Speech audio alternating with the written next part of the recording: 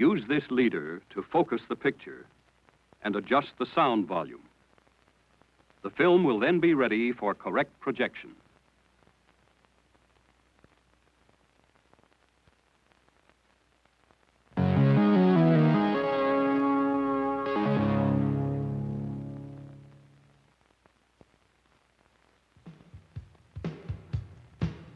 Where do you look for the best values in food? Is the largest size always the most economical? Is fresh a better buy than canned? What about frozen? What about convenience foods? With all these choices, how do you get the most good food for your money?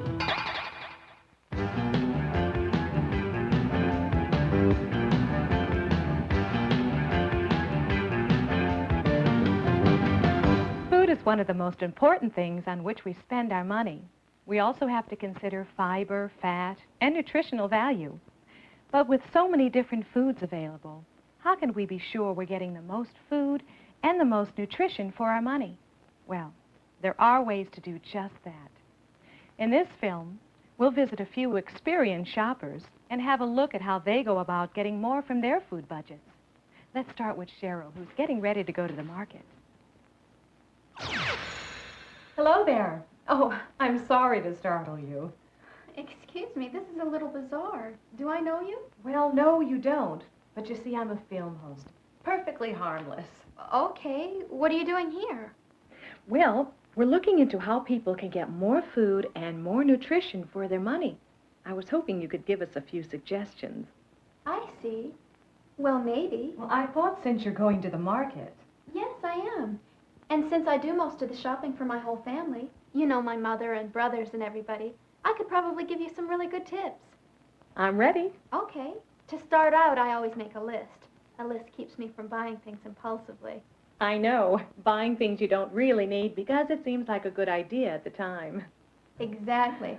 So I make my list here at home where I can check to see what's already in the house and then what I need. Good tip. Now, what do you have here? Oh, food ads from the newspaper, so I can check out all the specials and sales. Sometimes they'll even have coupons to help me save more. I also get coupons in the mail, and all this helps me to compare and evaluate. Compare and evaluate? Yes, I like to compare and evaluate the store specials before I go. Then I like to plan some menus, based on the bargains in the paper and how long it'll be before I get to go to the store again. All this planning sounds like it could take a lot of time. Not really. Since I already know what I want when I get to the store, I save time and money. Well, thanks for the pointers. Good suggestions. You're welcome. Anything else I can help you with? That's it for now. Drop in anytime. Thank you. Those were good points. Plan your menus, see what you already have, check the ads and coupons, then make a list. Now, let's see what we might learn at the market. Hello there. Hello there. Oh, hi. I was checking out the cereal. Can I help you with something? Well, yes. You see, I'm a film host. Film host? Yes. We're making a film about how to get more food for your money. And I'd like to ask you a few questions. Why not? I hope I have some answers for you. Now, to start, how did you decide to pick this larger size cereal instead of a smaller one? Oh, that's easy. I compare and evaluate. There are those words again. I'm sorry? Compare and evaluate. Oh, definitely. That's the key to getting more for your money. I checked out the unit prices. Unit prices? The unit price is the price per measure, like this. Unit pricing makes it easier to compare different brands and different sizes of the same product, so you can tell which is the best buy. Sounds good. Continue. It works like this. The store finds a certain measure or unit that a certain product has in common, such as ounces. Then they figure out what the price would be for that amount of the product. So in this case, the unit price is the price per ounce. That's it. The cost of the cereal in the small box is more per ounce than the same cereal in the bigger box, so the larger size is cheaper. Question, is the largest size always the best buy? Usually, but not always. First, you have to figure whether you can conveniently use the larger size before it gets stale. And of course, watch for sales. They can make a difference. Unit pricing. With so many different brands and sizes, that's a good tip to remember. And here's another tip. And that's another cereal. Yes, I used to eat this one when I was a kid, but since I've been comparing and evaluating, I noticed that it's pre-sugared. Look. The pre-sugared is more expensive. Sure is. And since I don't want to pay for someone to put sugar on my breakfast, I'll put on my own sugar. It'll not only cost me less, but I can control how much I want. Good move. Too much sugar is not the best idea. Tooth decay, obesity. Well, was I okay? Can I be in your film? You just were. Thanks. See you later. Nutritionally speaking, sugar is just empty calories. Some sugar's all right, of course. Just don't overdo it. After all, without sugar, cookies wouldn't be cookies. Something else to think about is salt, sodium chloride. We all need some salt in our diets to be healthy, but many of us eat more than we need. We all know about salty foods such as potato chips and bacon, but did you know that some frozen dinners contain a whole day's worth of salt? Most labels will show you how much. A little salt is okay. A lot's not so hot. If you're concerned about your salt intake, you can find products that go easy on salt. Now, where do we spend most of our food money?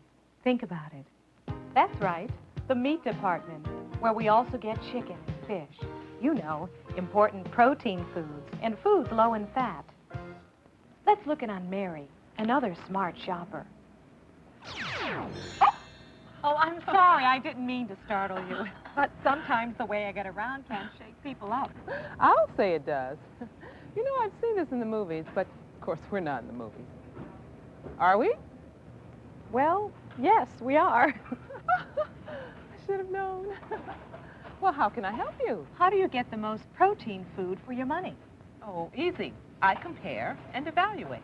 Compare and evaluate. I sense a recurring clue here. For instance, look at these. Now, of course, you see a difference. Well, sure. This is a whole chicken. But this one has already been cut into pieces. And it costs more. That's right. And it costs more because you're paying someone to cut it up for you. So I buy the uncut chicken, and I cut it up myself. And of course, that saves money. Chicken's also a nice protein food because it's low in fat. Another low-fat protein food is fish. Any pointers here? There are lots of kinds you can buy that aren't that expensive. And if you'll check a good cookbook, you'll find some excellent ways to cook all kinds of fish. Good tip. Now, let me ask you about these nice-looking ribs. I'm sure you noticed that they cost a lot less per pound than this roast. Ribs contain a lot of bone and fat. Fat. Not something we want to eat much of. You see, a pound of these ribs will only serve one person, whereas a pound of this boneless roast will serve 2 or more. So what we have to consider is the price per serving. The price per serving. So, the more expensive cut actually costs less because there's more usable meat. Exactly. That's why we have to compare and evaluate. Okay, now what about this situation? Oh, very good and very impressive. What about the price of this beef stew? Isn't it a lot cheaper per pound? Well, that's why it's important to read the label to find out exactly what you're getting. Well, let's see. It's a 24-ounce can. Yes, it is, but it's not 24 ounces of beef. That's the weight of all the ingredients. You see, by law, the ingredients are listed in the order of the quantities used in making the product. And beef isn't first. Water is first. Then comes beef. But that's not all. On the label, you'll also find some good nutritional information about calories, protein, carbohydrates, fat and sodium, as well as the vitamin content. So the message is read the label. If you want to get more food for your money. You know, making these films teaches me a lot. I would think so. Are you ready for something else? Sure. How about other good sources of protein? Okay, let's start with eggs. They're a good protein food. The rule is to check the price against the size to see which is the best buy. And I see you also use beans as another source of protein. Oh, yes. They're loaded with protein. And don't forget peanut butter. Oh, my kids love it. Peanut butter. Oh, keep that notebook handy. Here's another way to stretch your protein food budget. I'm ready. One word, combine. Combine. Combine what? Combine plant and animal protein. That's 5 words. Okay, 5 words. But combining is still a good way to stretch your food budget because plant protein usually costs less than animal protein. So if you mix one with the other, you get more for your money. I have a favorite, spaghetti and meat sauce. Oh, mine is macaroni and cheese. Then there's chili with beans, Chicken and dumplings. grilled cheese sandwich. That's the idea. Of course, there's more protein in the dairy department. Well, thanks for the tips. Oh, my pleasure. And don't be a stranger. Oh, hey, what about your stew? Oh, that. Thanks for reminding me. Well, bye now. Bye. It would make me nervous, all that popping around. As Mary said, the dairy section does contain a great deal of economical protein. For example, milk is a very good food, high in protein, calcium, and B vitamins. Whole milk is the most popular, but if you're concerned about calories, there's low-fat and non-fat milk. Milk is a good way to get more food value for our money. We can also substitute non-fat dried milk for whole milk. It especially is good in recipes, and it's cheaper. Buttermilk, surprisingly enough, is actually lower in fat than whole milk. That's because it's made from partially skimmed milk. Cheese is also a good source of protein. If you're concerned about sodium or fat, low sodium and low fat cheeses are available. Cottage cheese is an excellent source of protein. And so is yogurt, which also has low fat and non-fat versions. And if you add your own fruit, you'll probably save money. And that brings us to produce. Nothing like the taste of fresh produce. I think Cheryl's back from the market. Let's have a look. Well, hello again. Don't you ever knock? I'm sorry, but I've always done it this way. That's all right. How can I help? I came back to ask about buying fresh fruits and vegetables. Very good. Fresh fruits and vegetables are full of natural fiber, high in many vitamins and minerals, low in calories, and contain no fat. So I understand. Now for the big question. With produce, how do we get more food for our money? Sounds like a film title. It is, sort of. Sure, anything to help. I see you have some fresh spinach. Did you compare it for unit pricing and price per serving with frozen and canned spinach? I used to, but experience at doing just that has given me a shortcut. An easier way? Here's my rule about produce. When you buy fresh fruits and vegetables in season, they're usually cheaper. That's because you don't have to pay someone to freeze them or put them in a can for you. In season? You mean when there's lots of it in the stores? That's one way to tell. Another way is to ask the produce man. Question. Is fresh produce always the best buy? Well, again, in season. But frozen and canned can come in very handy, especially when what you want isn't in season. Such as those peaches. Sure. And the plain wrap brands are usually cheaper than the nationally advertised kinds. Like this one. Yeah, just like this one. This contains the same amount of fruit and is just as nutritious as the fancier kind. I'm sure you know that both of these cans have the fruit packed in light syrup. Less sugar that way. I always look for the light syrup variety when I can find it. But if you do buy the kind in heavy syrup and you don't want that much sugar, you could just rinse it off. All this talk about food is making me hungry, and I have lots more to do before dinner. So if you'll excuse me... Oh, certainly. Drop in any time. It's been kind of fun. Hey, you forgot your peaches. Thank you!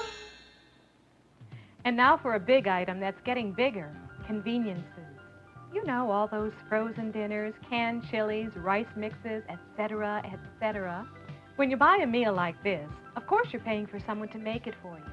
Someone had to select the foods, wash them, season them, cook them, and then package them. Also, most convenience meals contain more salt than you might use yourself. For the price of a couple of these, we could purchase enough fresh ingredients to make a meal for 3 or 4. This is true of other convenience foods. Rather than prepared soups, you can usually save by making your own. Another example, little containers of dessert can cost a lot more than the same amount you can make yourself. But then again, convenience foods are, well, convenient. Sometimes the time and work you save is well worth the extra money. Again, compare, and evaluate. Now let's look in on Joe, who's getting more food for his money. Well, you make quite an entrance. So I'm told, but it does save a lot of time. This looks pretty good. Thanks. I'm starting on the dressing right now. Do you make your own dressing to save money?